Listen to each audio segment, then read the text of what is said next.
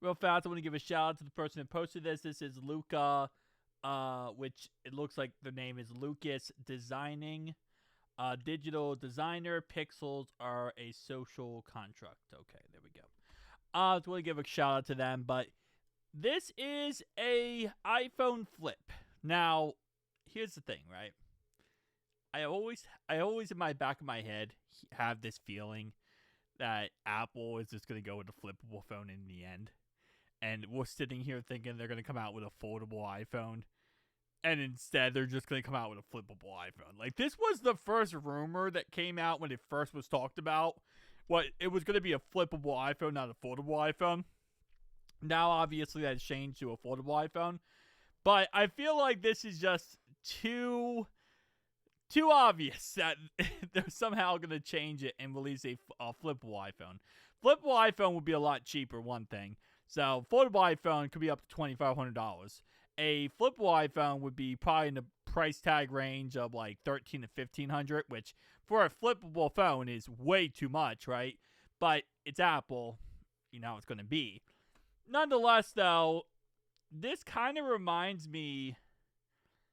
It's weird because it does have like a bezel-less display at the very top here, but you can see all this right here is just glass and camera lens.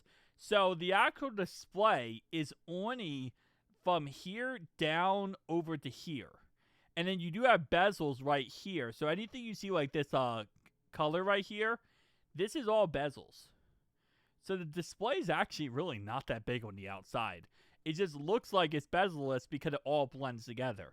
If you had a black version of this phone, concept-wise, you could easily see that it's not the same. Like, it's completely a smaller display than it looks.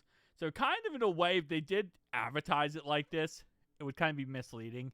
Because you'd be like, wow, that display's so big. And it's like, no, not at all. It's actually only from here to here. That's it. Then we have it opened, which, I mean, listen, if you're saying this looks just like a regular iPhone, but with a hinge, yeah, that's really what this comes down to, in all honesty. It's an iPhone with a hinge. Then we have it from the side view, and yeah.